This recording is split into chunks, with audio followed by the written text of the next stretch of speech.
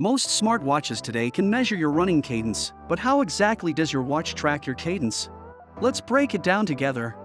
In most situations, when we move forward, each step we take roughly matches each arm swing. Of course, unless you're an alien, then that's another story.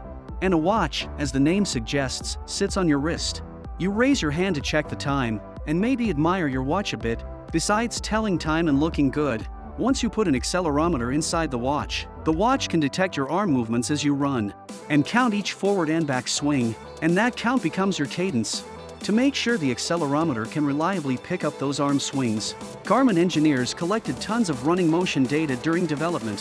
From there, they built software so your watch can consistently detect cadence.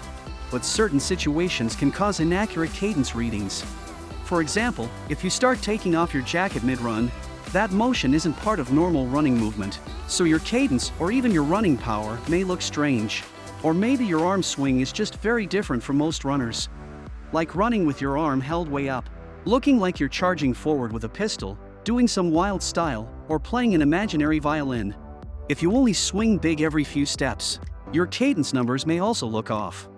And like we said earlier, every arm swing gets detected by the accelerometer in your watch.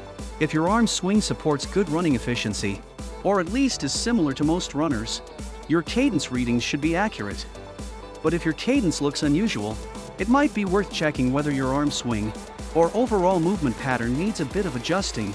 If you're thinking, I always run like this, I want to swing my arms this way, but can I still have normal cadence readings? Of course you can.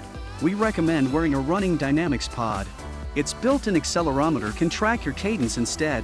That way, you can run however you like, with whatever arm swing you prefer. To wrap things up, if you want to improve running efficiency, cadence is a great metric to watch.